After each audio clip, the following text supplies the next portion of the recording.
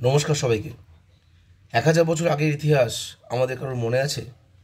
1024 সাল, তখনও ভারতে ইসলাম ইনভেশন ঘটেনি, অর্থাৎ তরাইনের প্রথম যুদ্ধ 1191 সালে হয়েছিল। তখনও সেটা ঘটেনি 1000 বছর আগে। গঙ্গাইকোন্ডা চোলাপুরমে রাজা রাজেন্দ্র চোল তার প্রথম এই মন্দিরটা মহাদেবকে উৎসর্গ করেছেন। নালন্দা বিশ্ববিদ্যালয় তখনও রয়েছে। পড়াশোনার দিক থেকে এবং সংস্কৃতির দিক থেকে, শিল্পের দিক থেকে ভারতবর্ষ তখন অনেক বড় জায়গায়।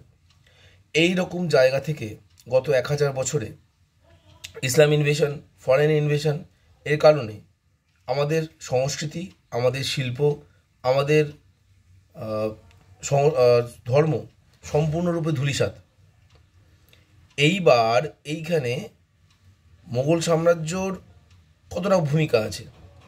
1526 সালের পর থেকে এরা ভারতে আসে, এসে ভারতকে আক্রমণ করে, এসে সমস্ত কিছু নষ্ট করে। এইটা যদি এনসিইআরটি তার সিলেবাস থেকে বাদ দেয়, যদি আকবরের অত্যাচারের কাহিনী স্পষ্ট করে বলা হয়, যদি জানানো হয় রানা প্রতাপ কে ছিলেন, যদি জানানো হয় পৃথ্বীরাজ চৌহান কে ছিলেন, আমাদের সংস্কৃতি, আমাদের দেশের ইতিহাস যদি আমাদেরকে জানানো হয়, এখানে ভুল কোথায়? কোনখানে ভুল?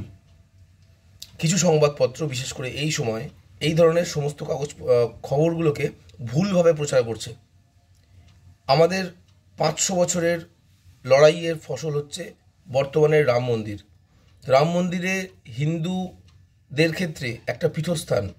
রাম জন্মভূমির জন্য, রাম জন্মভূমিতে রামলালার মন্দিরের জন্য যে আন্দোলন 500 বছর ধরে হয়ে আসলো, সেই 500 বছরের আন্দোলনের কথা আমাদের সাধারণ মানুষ জানবে না? আমাদের সন্তান সন্ততিরা জানবে না? এটা জানানোর মধ্যে কি কোনো অপরাধ আছে? তাহলে কেন একটা ভুল ধরনের তথ্য বিভিন্ন কাগজ প্রচার করছে?